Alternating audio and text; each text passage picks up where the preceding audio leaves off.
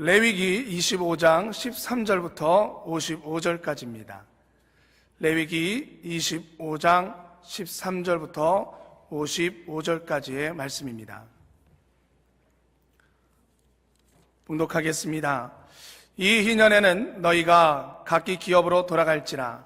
내 이웃에게 팔든지 내 이웃의 손에서 사거든 너희는 서로 속이지 말라.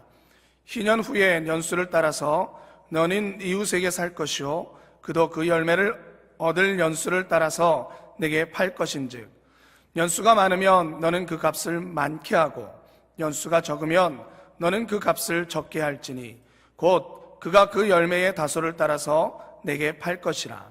너희는 서로 속이지 말고 너희의 하나님을 경외하라. 나는 너희 하나님 여호와니라. 너희는 내 법도를 행하며 내 규례를 지켜 행하라. 그리하면 너희가 그 땅에 안전히 거할 것이라. 땅은 그 산물을 내리니 너희가 배불리 먹고 거기 안전히 거하리라. 혹 너희 말이 우리가 만일 제7년에 심지도 못하고 그 산물을 거두지도 못하면 무엇을 먹으려 하겠으나 내가 명하여 제6년에 내 복을 너희에게 내려 그 소출이 3년 쓰기에 족하게 할지라. 너희가 제8년에는 파종하려니와 묵은 곡식을 먹을 것이며 제9년 곧 추수하기까지 묵은 곡식을 먹으리라. 토지를 영영히 팔지 말 것은 토지는 다 내 것임이라. 너희는 나그네요 우고하는 자로서 나와 함께 있느니라.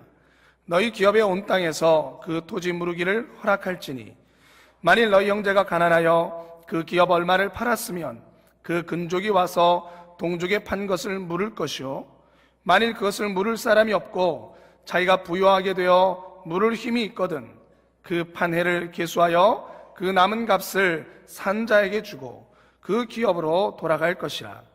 그러나 자기가 물을 힘이 없으면 그 판 것이 희년이 이르기까지 산 자의 손에 있다가 희년에 미쳐 돌아올지니 그가 곧 그 기업으로 돌아갈 것이니라.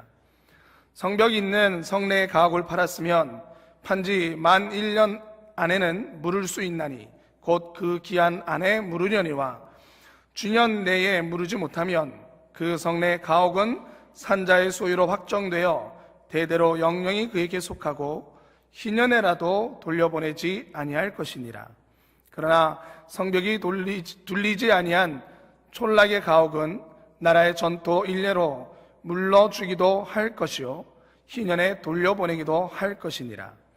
레위 족속의 성읍 곧 그 기업의 성읍의 가옥은 레위 사람이 언제든지 물을 수 있으나 레위 사람이 만일 물으지 아니하면 그 기업된 성읍의 판 가옥은 희년에 돌려보낼지니 대저 레위 사람의 성읍의 가옥은 이스라엘 자손 중에서 얻은 기업이 됨이니라.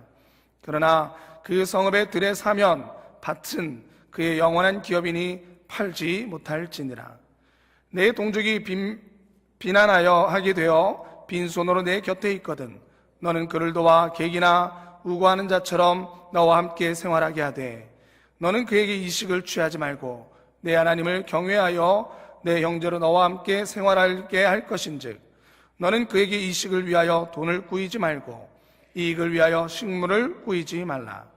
나는 너희 하나님이 되려고 또 가나안 땅으로 너희에게 주려고 애굽 땅에서 너희를 인도하여 낸 너희 하나님 여호와니라. 내 동족이 비난하게 되어 내게 몸이 팔리거든 너는 그를 종으로 부리지 말고 품꾼이나 우고하는 자같이 너와 함께 있게 하여 희년까지 너를 섬기게 하라.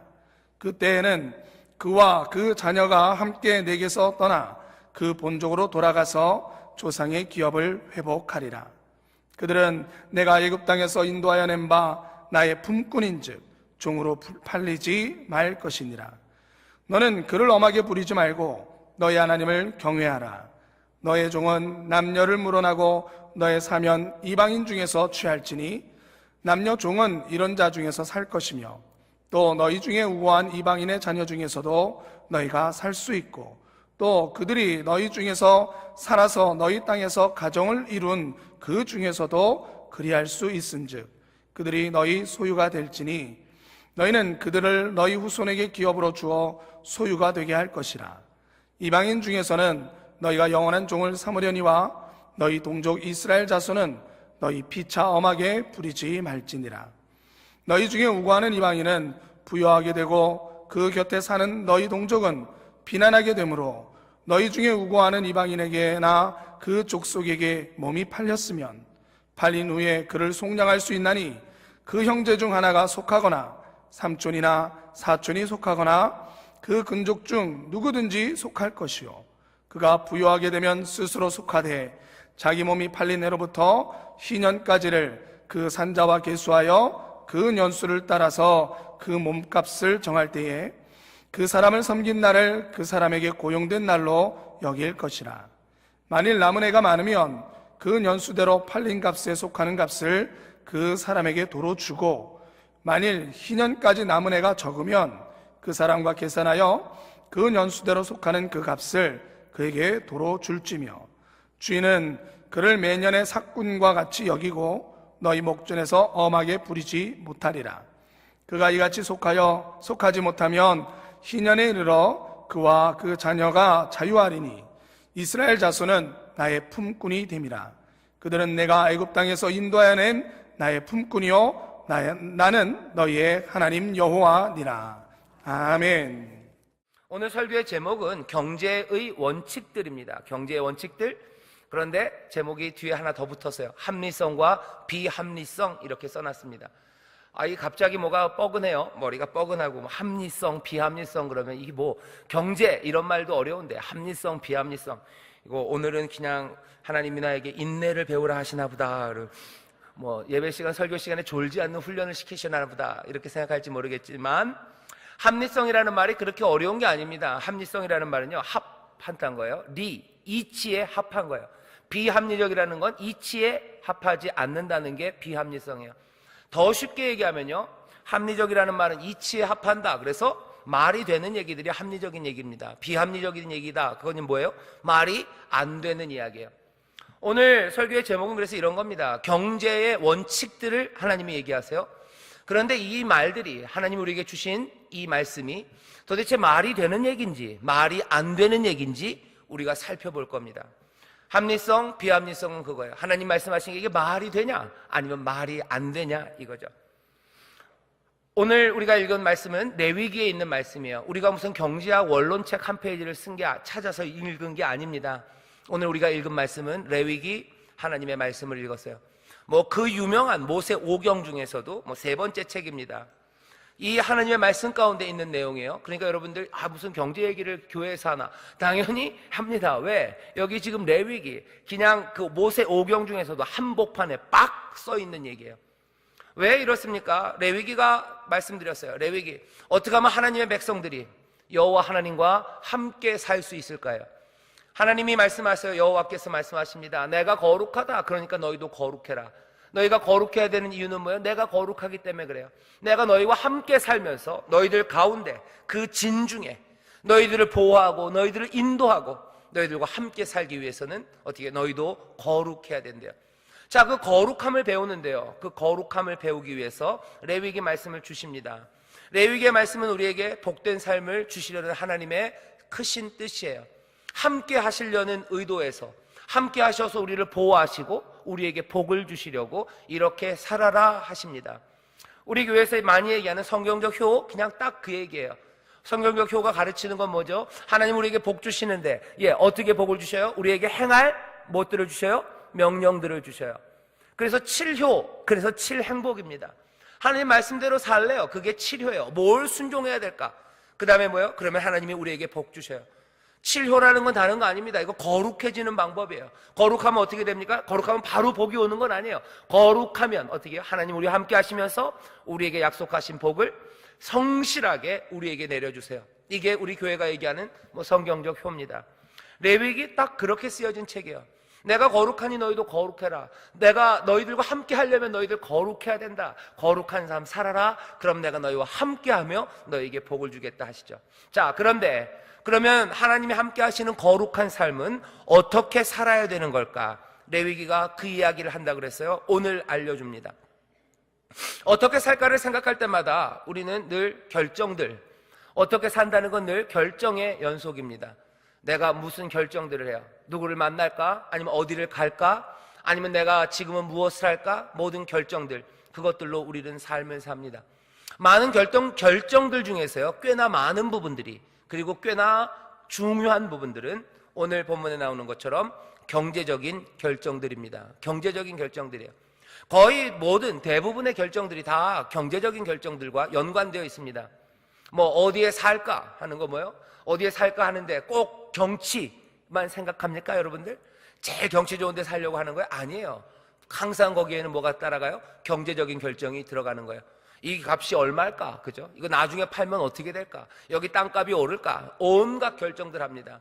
아니면 뭘 입을까도 마찬가지예요. 뭘 입을까 할 때 뭐, 얼마나 예쁜가? 그렇게 미적인 것만이 옷을 입을 때 결정입니까? 아니에요. 항상 경제적인 결정이 들어가요. 예쁘다 그래서 번쩍 드는 사람은 아무도 없어요. 거의 없습니다. 옷을 딱 들기 전에 뭐부터 봐요? 뒤에서 이렇게 보는 거예요. 이렇게 보죠. 그리고 혹시 그 밑에 뭐죠? 견출지 하나 붙어서 얼마라고 깎아놓지 않았을까? 그거 보는 거예요. 아니면 아예 그냥 대놓고 어디로 가요? 가게 들어가면 제일 뒤쪽으로 가요. 왜? 할인하는 건 뒤쪽에 있으니까. 뒤쪽에 가서 거기서부터 찾아요. 예쁜 곳으로 찾잖아요. 경제적인 결정입니다. 어디 가서 살까? 어디 가서 먹을까? 무엇을 입을까? 몽땅 다 우리의 삶의 결정들이 그냥 단지 미적인 결정, 아니면 뭔가 뭐 선함의 결정인 것 같지만 아니에요. 경제적인 결정들이 거기에 다 들어갑니다. 그러니까 하나님이 지금 말씀하시는 거예요. 너희들이 어떻게 살까에 대해서 늘 경제적인 결정들을 해야 되는 거 아셔요. 그래서 오늘 주시는 말씀입니다. 희년이라는 것을 아주 폭탄처럼 내어주세요. 내가 너희와 함께 살기 위해서 너희들은 희년이라는 걸 지켜야 된대요. 내가 너희에게 복 주고 너희를 인도하는 그 삶이 계속 가려면, 다시 말하면 너희가 행복한 삶을 너희가 모두 다 함께 누리려면 하나님이 주시는 법칙이에요. 희년이라는 규례, 그 규례를 지키랍니다. 희년이라는 규례를 지키면 세상이 어떻게 돌아가는지 설명하고 있어요. 14절부터입니다. 이렇게 돼 있어요. 희년에는 너희가 각기 기업으로 돌아갈지라. 지난주에 설명드렸어요. 희년 50년이 되면 모든 빚진 것들은 다 몽땅 원래 주인에게로 돌아갑니다. 땅도 돌아가요. 재산도 돌아가요. 몽땅 그 사람들에게 돌아갑니다. 그렇게 되면 어떻게 되냐? 내 이웃에 팔든지 내 이웃의 손에서 사거든 너희는 서로 속이지 말아라. 희년 후의 연수를 따라서 너는 이웃에게 살 것이요 그도 그 열매를 얻을 연수를 따라서 내게 팔 것인즉. 16절이 재밌어요. 연수가 많으면 너는 그 값을 많게 하고 연수가 적으면 너는 그 값을 적게 할지니 곧 그가 그 열매의 다소를 따라서 내게 팔 것이라. 너희는 서로 속이지 말고 너희 하나님을 경외하라. 나는 너희 하나님 여호와니라. 희년이 시작되면 어떻게 되는지 아십니까? 이렇게 됩니다. 물건값이 시간이 갈수록 어떻게 돼요? 떨어져요. 땅값이 어떻게 돼요? 시간이 갈수록 떨어져요. 왜? 희년이 시작되고 바로 빚을 졌어요. 그래서 땅을 팔아야만 돼요. 그러면 이 땅 주인은, 땅을 산 사람은 몇 년을 갖고 있을 수 있습니까? 49년 동안 이 땅을 가질 거예요. 49년 동안 여기서 나의 생산물을 생각하면 값이 비싸요. 그런데 한참을 살다가, 이 사람이 잘 살다가 어떤 사람이 희년을 한 5년쯤 앞두고 빚을 져버렸어요. 그리고 갚을 길이 없어요. 그래서 땅을 팝니다. 그러면 그 땅을 팔 때는 어떻게 팔아야 돼요? 땅값이 싸져요. 반대로 생각해보면 이제 땅을 팔아서 빈털터리가 된 사람이 있어요. 땅이 없어요. 땅 100평이 있었는데 어려워서 50평을 팔았어요. 두고두고 억울합니다. 두고두고 억울해요. 이거 내 자손들이 길이길이 살아야 될 땅인데 땅 100평 중에 50평을 팔아버렸어요. 이 사람은 어떻게 해요? 이거 땅 찾아야 돼요. 그런데 시간이 지날수록 땅값은 어떻게 돼요? 올라가요? 아니요. 시간이 지날수록 땅값은 떨어집니다. 합리성, 비합리성이에요. 여러분들 뭐가 합리적인, 뭐가 말이 되고 뭐가 말이 안 되는 것 같은지 한번 대답해 주세요. 시간이 지날수록 땅값이 오르는 게 말이 됩니까? 아니면 시간이 지날수록 땅값이 떨어지는 게 말이 됩니까? 오르는 게 말이 돼요? 저런. 계속 땅값이 오르면 그 땅 주인은 그 땅을 어떻게 다시 찾아옵니까? 못 찾아올 거 아니에요. 그죠? 못 찾아오겠죠. 여러분들 그런 거예요. 모든 물건들이 다 그렇습니다. 오늘 아주 이게 재밌는 얘기예요. 시간이 지날수록 땅값은 점점 떨어져요. 시간이 지날수록 물건값은 점점 떨어집니다. 시간이 지날수록 자기의 몸값도 점점 떨어져요. 왜? 종으로 팔린 사람이 종의 몸값이 처음에는 100만 원이었어요. 하지만 희년이 가까울수록 이 종의 몸값은 어떻게 해요? 떨어집니다. 이 종을 구해주고 싶은 친척이 있어요. 내 친척 하나가 빚을 졌어요. 그래서 팔려갔어요. 내 친척 구해줘야 되는데 얘가 팔려갈 때 100만 원에 팔려갔어요. 얘 구해주려는데 100만 원 없어요. 시간이 지날수록 이의 몸값은 어떻게 돼요? 점점 떨어져요. 그럼 어떻게 해요? 이 구해주려는 친척 마음은 점점 소망이 생기겠죠. 좀만 더 있으면 구해줄 수 있어요. 조금만 더 떨어지면 내가 지금 가지고 50만 원이지만 좀만 더 노력해서 한 70만 원 모으고 몇 년 지나면 풀어올 수 있어요. 하지만 세상은 뭐예요? 거꾸로예요. 시간이 지날수록 빚은 점점 늡니까? 줍니까? 늘어요. 뭐가 말이 되는 거예요? 시간이 지날수록 빚이 느는 게 말이 되는 거예요? 시간이 지날수록 빚이 주는 게 말이 되는 거예요? 헷갈리시죠? 우리는 늘 그렇게 생각했어요. 시간이 지날수록 빚은 점점 많아집니다. 이자에 이자가 붙어요. 그죠? 게다가 사채 이런 거 하고 거기다 복리 이렇게 시작하면 이건 정신없어요. 빚진 건 100만 원인데 나중에 갚을 때쯤 되면 2천만 원, 3천만 원 끝내 못 갚게 돼요. 사실은 그 사채업자 하시는 분들도 2천만 원, 3천만 원 받을 생각하는 거 아니에요. 그렇게 협박하면서 갉아매고 끝까지 그 빚을 받아내려고 하는 거죠. 우리는 그게 말이 된다고 하는 세상에 살아요. 빚이 점점 늘어나는 세상에 산다고 그게 합당하다고 생각해요. 땅값은 계속 오르는 게 맞다고 생각해요. 하지만 하나님은 아니 왜 그게 말이 되냐 그래요. 왜 말이 되냐? 땅값이 왜 계속 올라야 되냐? 땅값은 계속해서 시간이 지날수록 떨어져야 되는 거래요. 마지막에는 얼마큼 떨어져요? 빵원이 되는 거예요. 50년째 되면 땅값은 빵원입니다. 신년의 나팔이 부러지기 전에, 신년의 나팔은 언제 불러요? 7월 10일 날 붑니다. 7월 10일 전날, 그럼 7월 9일 날 이 세상에 있는 모든 땅값은 얼마일까요? 빵원일 겁니다. 왜? 그 나팔이 뻥 부러지면, 그 다음날 나팔이 부러지면 땅은 다 누구에게로? 원래 주인에게로 갈 거예요. 누구도 땅을 안 살 거예요. 땅 사도 그냥 한 돈 10원이면 됩니다. 돈 물어도 돈 10원이면 충분히 물을 수 있어요. 여기 지금 하나님은 그런 얘기를 하시고 계시는 거예요. 말이 되냐? 말이 안 되냐? 여러분들 헷갈리실 겁니다. 오늘 뭐가 말이 될까? 가만히 생각해보면 시간이 지날수록 빚을 갚을 수 있는 소망이 생겨야 되는 게 맞아요. 그게 말이 됩니다. 하지만 시간이 지날수록 빚을 갚을 소망이 사라져버리는 거, 절망하게 되는 거, 어쩌면 우리는 지금 그런 세상을 살아요. 그러면서도 그 세상이 말이 된다고 생각해요. 하나님은 아니, 그건 말도 안 되는 세상이다. 시간이 지날수록 벗어나고 자유를 얻을 소망이 점점 커져가야지, 시간이 지날수록 절망으로 이제는 끝났구나 하는 세상, 그 세상이 말이 되는 세상이냐 물으시는 겁니다. 오늘 말씀을 준비하면서 신문 기사를 보니까 그런 게 있어요. 여러분들 깜짝 놀라실 거예요. 제가 계산은 다 안 해봤습니다. 지난 50년 동안 대한민국 우리나라에서 쌀값이 얼마가 올랐게요? 몇 배가 올랐는지 모르시죠? 아이고, 이런, 어디다 적어놨는데 이거 큰일 났네. 네. 지난 50년간 안 적어놓은 거 안 봐도 압니다. 제가 기억했습니다. 지난 50년 동안 우리나라에서 쌀값이 몇 배 올랐냐면은 45배 올랐대요. 45배 올랐대요. 땅값은 몇 배 올랐게요? 400배 올랐답니다. 400배 올랐대요. 이게 진짜인지 막 의심스러운데, 서울은 50년 동안 땅값이 얼마 올랐을까요? 10,000배가 올랐대요. 서울만 따지면. 전국적으로 따져서 땅값은 50년 전보다 400배가 올랐어요. 그리고 하지만 쌀값은 45배만 올랐어요. 왜 그런 거예요? 땅값은 계속해서 올라가는 거예요. 뭐보다? 땅이 만들어내는 것보다 더 많이 올라갑니다. 더 많이 올라가요. 게다가 서울은 더 많이 올라가요. 저도 경험했어요. 서울에다 집 사놨으면 지금쯤 꽤 비쌀 겁니다. 그런 분들 많으시죠? 게다가 서울도 어디에 샀었어야 돼요? 강남에 샀었어야 돼요. 그죠? 강남에 샀었어야 돼요. 그게 강남에 못 샀으면 어디 샀었어야 돼요? 일산에 샀었어야 돼요. 아니면 분당에 샀었어야 돼요. 아니면 지금은 어디요? 동탄이나 거기다 샀어야 돼요. 인천은 아니었어요? 인천은 아니었어요? 사람들이 뭐가 말이 된다고 생각해요? 경제적인 결정을 하는 거예요. 경제적인 결정하는데 그 밑에 깔려있는 생각은 뭐예요? 땅값은 계속 올라갈 거고, 그리고 빚은 점점 갚기 어려워질 거고, 절망으로 갈 거고, 그게 합당한 경제예요. 그러니까 경제적인 결정을 할 때마다 어떻게 결정합니까? 용심으로 결정해야 돼요. 안전하게 결정해야 돼요. 그리고 이것들 잊어버리면 안 돼요. 몽땅 다 땅에 투자해야 됩니다. 이웃을 속이지 말라고 그러셔요. 14절에 너희들 이웃을 속이지 말아라. 어려움에 처한 이웃들, 그 사람들 어렵기 때문에 자기의 땅을 잘라서 팔아야 되는 사람들이 있어요. 그 사람들 착취하지 말라는 겁니다. 그 사람들 착취하지 말아라. 공공한 에 처해 있어 해서 착취하면 안 돼요. 남의 어려움을 이용해서 먹으면 안 됩니다. 그런데 그게 맞아요? 그게 말이 됩니까? 아니죠. 우린 이렇게 생각하지 않습니까? 공공한 사람들, 어려움에 처한 사람들, 그건 뭐예요? 우리의 기회예요. 우리의 기회예요. 그 사람들의 공공함, 그것들을 이용해서 우리의 유익을 취할 수 있어요. 그리고 그렇게 취하려고 합니다. 그래서 사람들 뭐 찾아가요? 돈 많은 사람들은 늘 금매라고 나온 것들 찾아가요. 갑자기 어려워서 뭐 놓고 떠나가야 되는 사람들, 그 사람들 거 뭐예요? 값을 후려치는 거예요. 죄송합니다. 너무 심하죠? 값을 확 깎아서 살라고 그래요. 어려운 사람들과 그렇게 합니다. 왜? 그렇게 하면 어떻게 되는 거예요? 자기 것이 된다고 생각하기 때문에 그래요.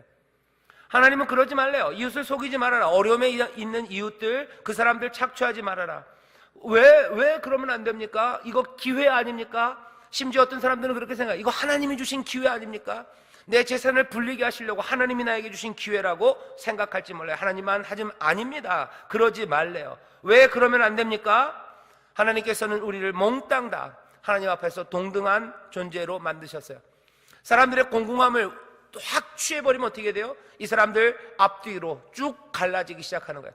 가뜩이나 어려웠는데 어려운 사람은 더 어려워지고요, 공공함을 이용하는 사람들은, 여유 있는 사람들은 더 여유 있어지는 거예요.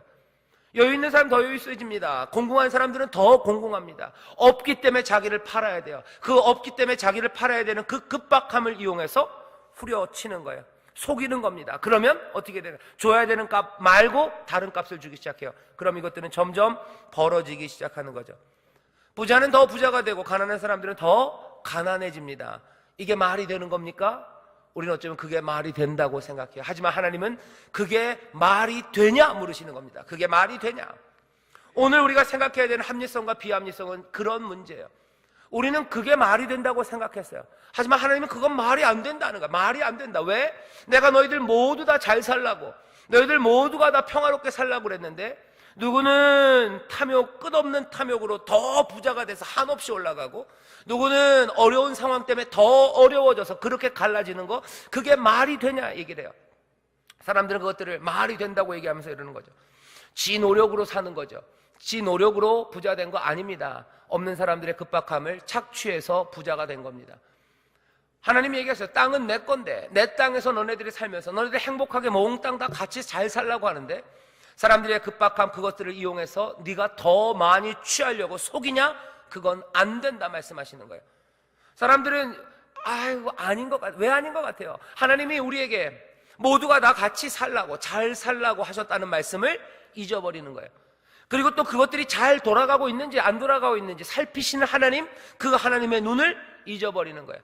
하나님의 경외함, 그 경외함이 사라져버린 거예요. 그렇게 살아가는 사람들에 대해서 하나님께서 분명히 책임을 물으신다는 사실을 잊어버리는 거예요. 하나님 없이 사는 거예요. 이스라엘은 뭡니까? 이스라엘 한 그 진 가운데 하나님이 계세요. 거룩하신 하나님이 계세요. 여기 능력의 하나님이 계세요. 은혜 베푸신 하나님이, 자비하신 하나님이 계세요. 이 하나님이 이스라엘에게 뭐라고 말합니까? 내가 너희들에게 충분하게 먹을 거 다 주겠다. 너희가 다 하나님의 은혜로 정말로 자유롭고 평등하게 사람들에게 종으로 잡혀서 여지껏 살았던 것처럼 아니라 자유로운 자유민으로 살게 하겠다라고 약속하시며 그 진중 한가운데 계시는 거예요. 그 진중 한가운데 하나님이 계시는데 이스라엘 땅들에서 뭐가 일어나는 거예요?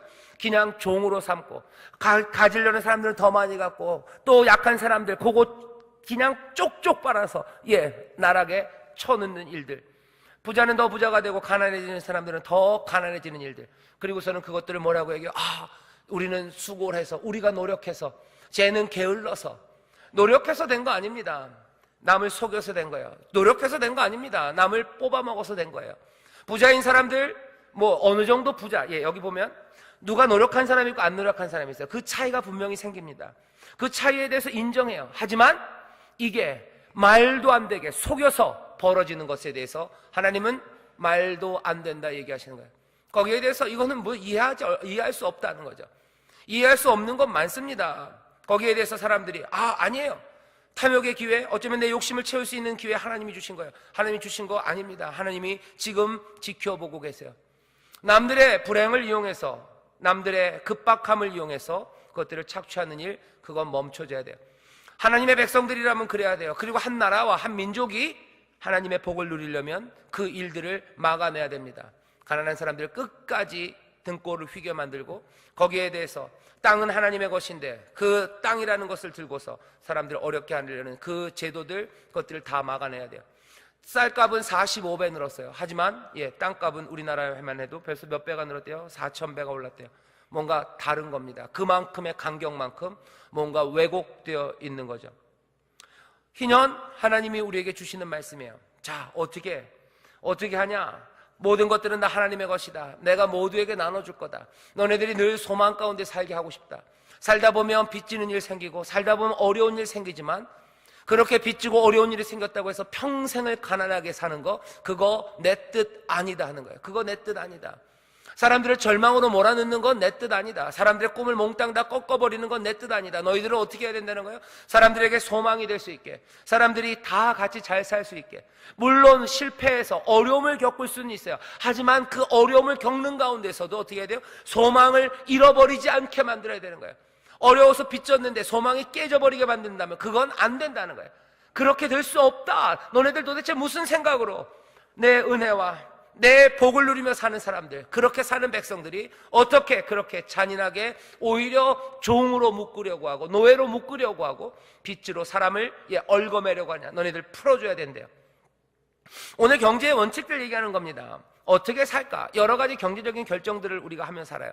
하나님과 함께 거룩하게 살아가는 사람들, 하나님의 복이 우리의 삶에 그리고 우리 공동체의 삶에 있기 위해서는 경제적인 결정할 때 여러분들 고려해야 됩니다. 뭐죠? 선전에 나와요. 고려할 수 있을 때 고려하세요. 잘 모르시나요? 그 선전도 좀 잔인한 선전이에요. 그리고 고려 신용정보 선전입니다. 이름은 멋지게 고려 신용정보라고 돼 있지만 사실은 그 사람들 뭐 하는 거냐면 빚 받아주러 가는 사람들이에요. 빚은 갚아야 되는 게 맞습니다. 제가 분명히 말씀드릴게요. 오늘 본문 보세요. 25절 보시죠. 만일 너희 형제가 가난하여 그 기업 얼마를 팔았으면, 내 땅을 팔았어요? 그 근족이 와서, 가까운 친척이 와서 동족에 판 것을 물을 것이요. 내가 안 되면 가까운 친척이 와서라도 그거 갚아야 됩니다. 만일 그것을 물을 사람이 없고, 물을 사람은 없어요. 가까운 친척이 그거 다시 되사줄 사람 없습니다. 하지만 자기가 부유하게 되어 물을 힘이 있거든. 내가 이제 갚을 힘이 있으면 갚을 힘이 있어도 가만히 있다가 신년까지 기다리고 그렇게 야비하게 속이지 말라는 거야. 네 이웃 속이지 말아라는 거야. 갚을 힘이 있는데도 없는 것처럼 속이지 말아라는 거죠. 네 이웃 속이지 말아라. 만일 그것을 물을 사람이 없고 자기가 부유하게 되어 물을 힘이 있거든 그 판해를 계수하여 그 남은 값을 산자에게 주고 그 기업으로 돌아갈 것이니라. 빚을 진 사람들에게 주는 말씀이에요. 빚을 진 사람들 다시 어려움에서 회복되었으면 그 빚을 갚아야 됩니다. 갚을 게 있는데도 그거 숨기는 사람들, 이건 뭐예요? 이웃을 속이는 사람이에요. 이 사람은 누굽니까? 여호와를 경외하지 않는 사람이에요. 하나님이 분명히 갚으라고 그러셨어요. 갚아라. 다시 부유하게 됐으면 갚아라. 여유가 있으면 갚아라. 숨겨놓고 안 갚은 사람들, 이건 이웃을 속이는 거예요.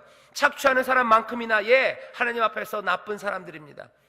혹시 그럴 리가 없지만 우리 인천 수목교회 성도님들 중에서 말씀 듣는 분 중에서 여러분들 빚이 있는데 갚을 수 있는데 그냥 눈치고 있는 분 있으면 하나님을 경외하시는 분답게 어떻게 하셔야 돼요? 갚으셔야 돼요. 갚으셔요. 하나님이 우리 가운데 계십니다. 하나님이 어떻게 그것들을 살피며 계세요. 네 이웃을 속이지 말라 그러세요. 네 이웃 속이지 말아라. 빚 갚을 여력이 있으면서 다 어차피 내 이름으로 빚 낸 거니까 내 남편 이름으로 돌려놓으면 뭐 정부나 나라에서 그거 추징하지 못해요. 그거 뺏어가지 못해요. 명의가 다르니까 그거 뭐 하는 겁니까? 이웃을 속이는 거예요. 이웃을 속이는 거예요. 다 내 아들 명의로 다 돌려놨으니까 나는 빚 갚을 의무가 없다. 여호와를 경외하는 사람들은 그러지 않습니다. 여호와를 경외하는 사람은 그러지 않아요. 하나님을 두려워하는 사람들은 그러지 않습니다. 내 다른 사람 명의로 다 돌려놓고 숨겨놓고 빚은 져놓고 그 사람한테 안 갚는다고요? 도대체 무슨 생각으로 세상을 사시는 겁니까? 하나님을 경외함 없이 사는 거 아닙니까? 자비 하나님이 그 사람들에게 자비를 베푸시겠습니까? 감찰하시는 하나님, 그 하나님이 그냥 두시겠습니까? 착취하는 사람만큼이나 나쁜 사람들이에요. 빚을 갚을 여력이 있으면서 갚지 않는 사람들, 이 사람들은 하나님 안에서 잘못된 사람들이에요. 우리가 경제적인 결정들을 합니다. 어떻게 살까요? 거룩한 사람들은 어떻게 살까? 25절, 26절, 27절에 있어요. 그 판해를 계수해서 갚아라 하는 거예요. 갚아라. 물론 이 갚는 건 반대쪽에서 입장해 보면요, 점점 빚이 많아져서 못 갚을 만큼 커지지 않아요. 이 세상에서는 어떤 세상입니까? 이거 양쪽에서 오고 가는 거예요. 빚을 빌려준 사람도 계속 이자를 붙여서 100만 원 빌려주고 5천만 원 갚아라, 그렇게 하는 세상은 아니에요. 하지만 그런 세상이 아니기 때문에 갚을 만한 여력과 소망이 있습니다. 그렇다면 갚을 힘이 생기면 갚는 거예요. 거기에 대해서 속이지 마십시오. 여기 계속 나오는 말이에요. 너희는 서로 속이지 말아라. 너희는 서로 속이지 말아라. 이런 방법 저런 방법으로 속이지 말아라. 네가 물을 것이 있고 갚을 것이 있으면 갚아라. 갚을 힘이 있으면 갚아라. 또 빌려준 사람들, 너희들 기다려라. 너희들 거기에서 점점 붙여나가지 말아라. 뒤에 보면 나와요. 너희들 친족들이 어려움이 있을 때 돈 빌려주고서 그거 이식을 위해서, 고리대금으로 그 사람들 어려운데 너 돈 벌려고 그거 빌려주지 말아라.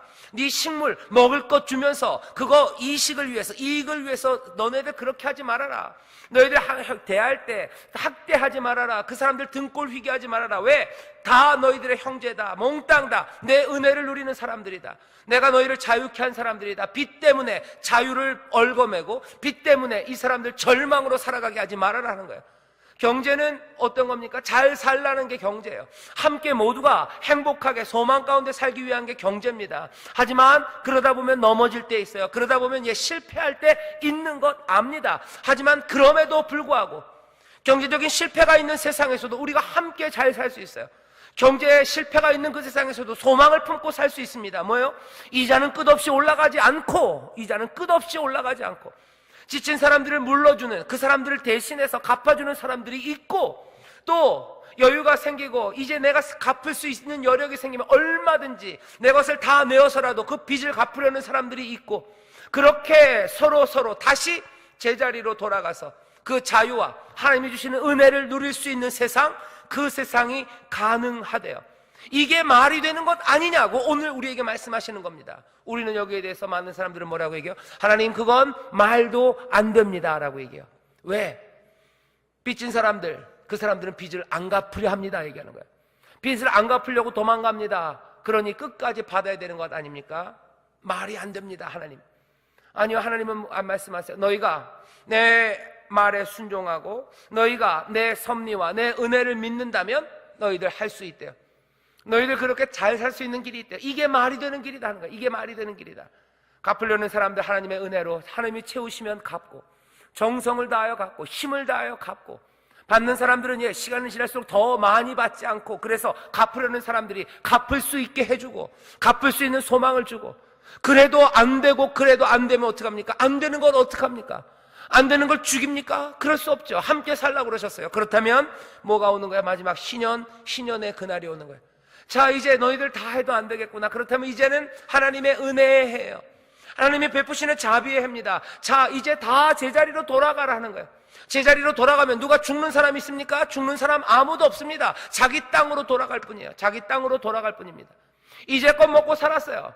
신년의 나팔이 불었다고 해서 그게 제 주인에게 돌아갔다고 해서 갑자기 그 다음날 밥그릇이 사라집니까? 아닙니다. 여전히 먹을 것 있습니다. 주님은 말씀하시고 여전히 먹을 것 있지 않냐 하는 거예요. 여전히 먹을 것 있지 않냐, 여전히 내 은혜로 사는 거 아니냐. 거룩하게 살아가는 사람들, 거룩하게 살아가는 백성들, 그 백성들은 하나님의 이 말씀에 다시 한번 귀를 기울이셔야 돼요. 뭐가 말이 되는 세상일까? 뭐가 더 합리적일까? 뭐가 더 비합리적일까?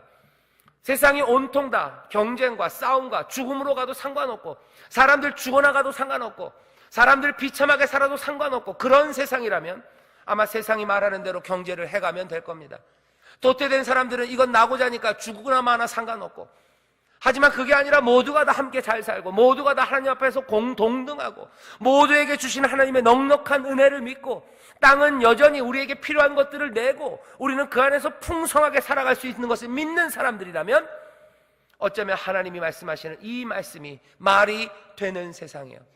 여러분들이 빚이 탕감해 준다고 해서, 신년의 나팔이 불 때 그 빚 탕감한다고 해서, 내 친척이 와서 나에게 빌려갈 때, 어려움으로 빌려갈 때 거기에다가 무슨 산부이자 안 받는다고 해서 여러분들이 굶어 죽을 것 같습니까? 아니에요.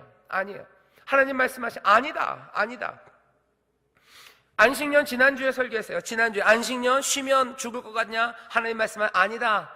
내가 3년 동안 먹을 거 안식년 전에 너희들에게 줄 거다. 너희들 충분히 준다. 내가 먹인다고 하지 않았냐? 약속한 그 땅에서, 젖과 꿀이 흐르는 그 땅에서 너희에게 은혜를 베풀고 너희가 내가 준 그 땅에서 너희가 풍성하고 너희가 너희의 포도나무 아래와 너희 무화과나무 아래서 너희들 행복하게 먹고 살 수 있게 한다고 내가 약속하지 않았냐 물으시는 거예요. 그렇게 약속했는데 왜 너희들은 욕심 부리면서 네 동족들을 종으로, 네 동족들을 노예로, 그들의 등골이 휘도록, 너희가 모두 다 나의 품꾼으로, 모두가 나의 종으로 부름받은 사람들인데 왜 너네들 안에서 내 품꾼이 아니라 서로가 서로를 종으로 삼고 서로가 서로에게 소망을 빼앗고 절망을 심어주고 자유를 빼앗으며 그렇게 살아가냐 하는 거예요. 나는 너희에게 자유를 주고 나는 너희에게 은혜를 베푸는데 너희는 왜 너희의 스스로 자유를 빼앗고 절망 가운데 살아가냐 물으시는 겁니다. 어려운 문제예요. 굉장히 어렵습니다. 굉장히 어렵습니다. 수천 년 동안 교회뿐만 아니라 모든 사람들이 이 문제로 골머리를 썩었어요. 어떻게 할까 어떻게 할까. 하지만 여전히 하나님께서 우리에게 주시는 말씀은 여기 이곳에 생명의 말씀으로 거룩함의 길로 우리 앞에 있습니다. 여전히 하나님이 생각하시는 경제는 뭐예요? 자비함의 경제예요. 하나님이 생각하시는 경제는 뭡니까? 서로에게 소망이 되고 자유를 주는 경제예요. 자유케 하는 경제가 아니라면 이건 문제가 심각합니다. 우리가 하는 결정들 여러분들 잘 보세요. 우리가 하는 결정들이 자유를 만드는 결정인지 소망을 만드는 결정인지, 우리가 하는 결정들이 하나님의 은혜와 자비를 믿고 하는 결정인지, 아니면 하나님은 없다고 생각하며 하는 결정인지, 하나님이 우리를 보고 계시다는 것을 생각하며 하는 결정인지, 하나님이 우리 가운데 계시다는 것들을 우리가 분명히 믿으며 하는 경제적인 결정들인지 여러분들 다시 생각하셔야 됩니다. 남들에게 빚을 내줄 때 특별히 여러분들의 친족들, 특별히 궁핍함에 있는 사람이요, 요건 잘 구별하셔야 됩니다. 여러분들의 빚을 내려오는 사람들, 돈 빌려달라는 사람들 중에서 큰 사업하겠다고 오는 사람들한테 줄 필요 없습니다. 돈 벌겠다고 하는 사람들에게 그거 줄 의무 없습니다. 그건 뭐예요? 욕심에 같이 끌어드는 거예요. 그건 자기의 욕심에 따라 어쩌면 무너져가는 겁니다. 지금 여기 말하는 건 뭐예요? 너희의 친족이 비난하여 가난하게 됐다는 거예요. 힘들고 어렵게 됐다는 거예요. 힘들고 어렵게 된 사람들에 대해서입니다. 물론 그렇게 돈 빌려 사업 크게 하겠다고 돈 빌려왔던 사람들 안 빌려주면 혼자 어디 딴 데서 돈 빌려다 쫄딱 망하고 올 가능성이 훨씬 더 많아요. 그렇게 되면 아마 그때는 비난하여 가난하여 너희에게 꾸이러 왔을 때, 먹을 것 달라고 왔을 때, 그때 얘기하는 거예요. 다른 사람들의 뭐 욕심에 그냥 거기 쫓아가지 마십시오. 욕심 쫓아가지 마십시오. 이상한 데 투자하라고 그러면 그거 별로 아닙니다. 제가 그냥 미리 말씀드릴게요. 어디 좋은 것 있다고 투자하라는 거 다 아닙니다. 다 아니에요. 절대로 아닙니다. 그렇게 나갈 거 아니에요. 그냥 성실함으로 우리가 살아가는 거지. 거기에 하나님의 은혜가 있을 거라고, 도우심이 있을 거라고 스스로 속이지 마십시오. 욕심 따라가는 사람들은 안 돼요. 성실하게 내가 하는 일들, 그 일에 하나님이 복 주시기를 기대하며 살아가는 거예요. 경제예요. 어때요? 하나님 우리 가운데 계세요. 은혜 주신 하나님이 계세요. 하나님의 성실로 식물을 삼으라고 말씀하시는 분이 있어요. 네가 수고한 대로 네가 먹겠다고 하신 하나님이 계세요. 욕심 부리면서 쫓아가면서 망하지 마시고, 하지만 우리의 삶에 다가오는 비난하여 온 친족들에 대하여 이식을 위하여, 이익을 위하여 빌려주지 말고 은혜로 갚아주고 은혜로 건져주래요. 그러면 내가 굶지 않겠습니까? 하나님 씩 웃으시는 거예요. 내가 너희를 굶게 하겠냐는 거죠. 거룩한 나의 백성을 내가 굶게 하겠냐는 거예요. 내가 너희에게 은혜를 주지 않겠냐? 너희들 나 못 믿는 거니? 스스로 속이는 거니? 나를 속이는 거니? 도대체 뭐니? 물으시는 겁니다. 거룩한 삶은 뭐예요? 우리 가운데 거하시는 자비의 하나님, 우리 가운데 거하시는 감찰하시는 하나님, 우리 가운데 계시는 그 경이로우신 하나님, 그 하나님이 함께 계심을 믿으며 경제적인 결정들을 하시는 거예요. 어떻게 보면 비합리적입니다. 그죠? 아이고 요거 한탕만 하면 크게 될 것 같은데 왜 그걸 안 합니까? 말도 안 돼. 아니요, 그거 하는 게 말이 안 되는 거예요. 하나님이 함께 하시고 하나님이 함께 하심을 믿는다면 큰 돈 갑자기 불어나는 그거 쫓아갈 이유가 없습니다. 하나님은 날마다 만나를 내리시고 날마다 우리의 삶을 이끌어 가시는데 내가 왜 크게 한탕하러 달려가야 됩니까? 그럴 이유 없어요. 하나님이 크게 한탕하시게 나에게 은혜를 주시겠죠? 아니요, 그렇게 은혜 주신다고 하신 적 없으세요. 로또 하면서 기도하지 마세요. 저도 유혹이 많습니다만 로또 안 삽니다. 로또 살면서 은혜 받고 그걸로 기적 얻었다는 말 저는 믿지 않습니다. 절대로 하나님이 그렇게 하신 거 아니라고 저는 분명히 믿습니다. 그거 말고도 하나님이 우리를 살게 하시는 거 많아요. 뭐 교회를 지으려고 그랬는데 돈이 없어서 로또를, 아니요, 그럴 리가 없습니다. 그럴 리가 없습니다. 하나님이 역사 그렇게 하지 않으세요. 경제 어떻게 하는 겁니까? 합리성, 비합리성. 뭐가 말이 되는지 참, 이게 말이 될까? 말이 될 때마다 생각하셔야 되는 거예요. 우리 가운데 거하시는 하나님, 은혜와 자비의 하나님, 경이롭고 놀라우신 하나님, 그리고 또 우리를 살피시는 하나님, 그 하나님이 계신 것을 보면서 우리가 경제를 결정하면 그게 말이 되는 거예요. 말이 안 되는 결정들 하지 마십시오.